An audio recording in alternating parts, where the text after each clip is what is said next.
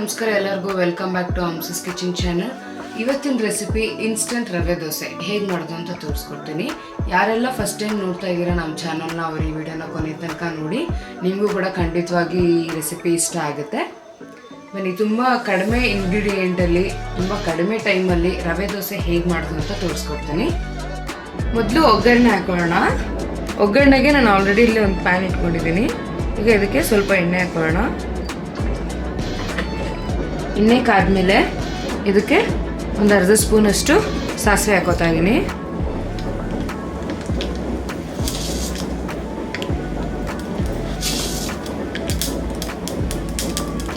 ಉದ್ದಿನಬೇಳೆ 1 spoon,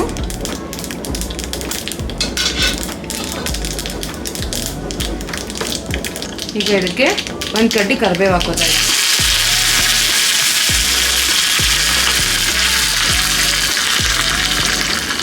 so ಈ ರೀತಿ ಮಾಡಿಕೊಂಡು ಇದನ್ನು ಸಪ್ರೇಟಾಗಿ ಇಟ್ಕೊಳ್ಳೋಣ.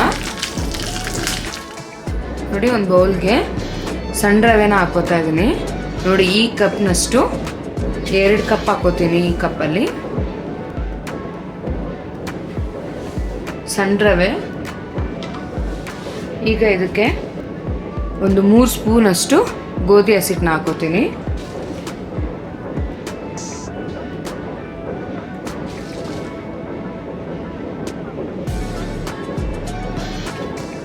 ಒಂದು 4 ಹಸಿಮೆಣಸಿನ್ಕಾಯಿ ಸಣ್ಣದಾಗಿ ಕಟ್ ಮಾಡ್ಕೊಂಡಿರೋದು,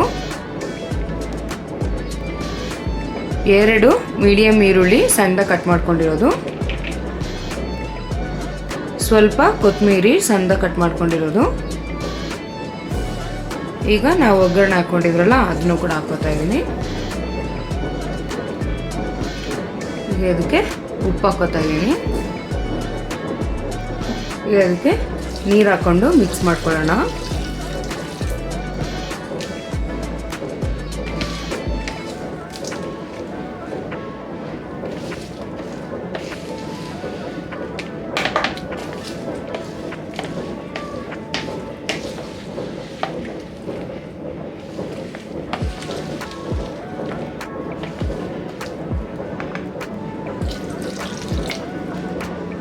ಇದಕ್ಕೆ ನೀರು ಸ್ವಲ್ಪ ಜಾಸ್ತಿನೇ ಹಾಕೋಬೇಕು, ಏಕೆಂದರೆ ರವೆ ಎಳ್ಕೊಳ್ಳುತ್ತೆ ನೀರನ್ನ.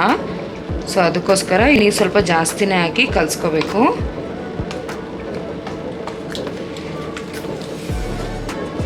ನೋಡಿ, ಈ ರೀತಿ ಇದನ್ನ ಕ್ಲೀನಾಗಿ ಮಿಕ್ಸ್ ಮಾಡ್ಕೋಬೇಕು.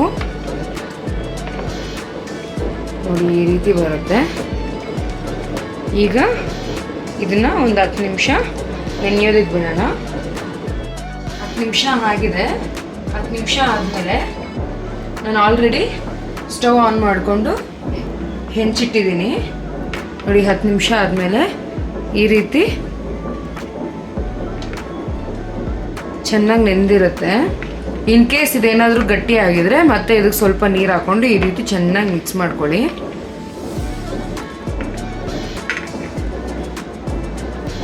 ಈಗ ಹೆಂಚು ಕಾದಿದೆ. ಈಗ ಇದಕ್ಕೆ ಸ್ವಲ್ಪ ನೀರು ಹಾಕೋತೀನಿ.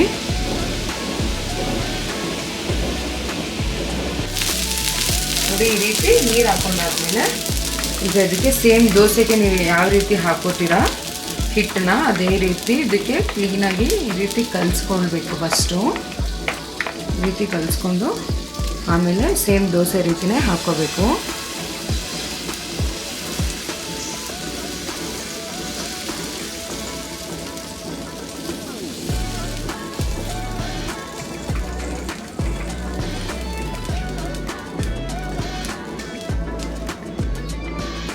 ಹಾಕಾದ್ಮೇಲೆ 1 ಸ್ಪೂನ್ ಎಣ್ಣೆ ಹಾಕೋತಾ ಇದ್ದೀನಿ ಮೇಲ್ಗಡೆ.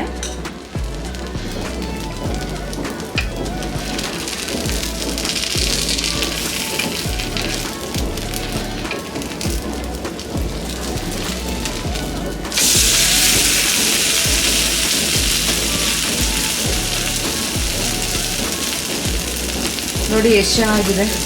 ಇನ್ಸ್ಟೆಂಟಾಗಿ ಮಣ್ಣಲ್ಲೇ ಅದು ಒಂದು 2 ಕಪ್ ರವೆ ಇಟ್ಕೊಂಡೆ ನಾವು ಒಂದು 10 ನಿಮಿಷದಲ್ಲೇ ರವೆ ದೋಸೆ ಮಾಡ್ಕೊಳ್ಬೋದು. ತುಂಬ ಟೇಸ್ಟಿಯಾಗಿರುತ್ತೆ, ತುಂಬಾ ಚೆನ್ನಾಗಿರುತ್ತೆ. ನೀವು ಕೂಡ ಮಣ್ಣಲ್ಲಿ ಟ್ರೈ ಮಾಡಿ.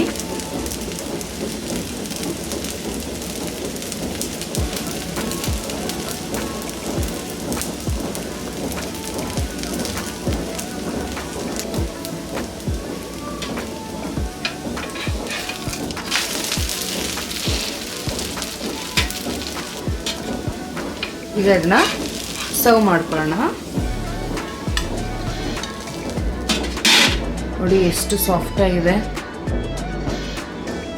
ತುಂಬಾ ಚೆನ್ನಾಗಿರುತ್ತೆ.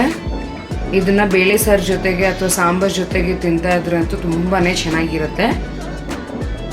ಬನ್ನಿ ಈಗ ಇದನ್ನ ಸರ್ವ್ ಮಾಡ್ಕೊಳ್ಳೋಣ. ನೋಡಿದ್ರಲ್ಲ 10 ನಿಮಿಷದಲ್ಲಿ ನಾನು ರವೆ ದೋಸೆ ಹೇಗೆ ಮಾಡೋದು ಅಂತ ತೋರಿಸ್ಕೊಟ್ಟಿದ್ದೀನಿ. ನಿಮ್ಗೇನಾದರೂ ಈ ರೆಸಿಪಿ ಇಷ್ಟ ಆಗಿದ್ರೆ ನಿಮ್ಮ ಫ್ಯಾಮಿಲಿ ಫ್ರೆಂಡ್ಸ್ಗೆ ಶೇರ್ ಮಾಡಿ, ಲೈಕ್ ಮಾಡಿ, ಸಬ್ಸ್ಕ್ರೈಬ್ ಮಾಡಿ.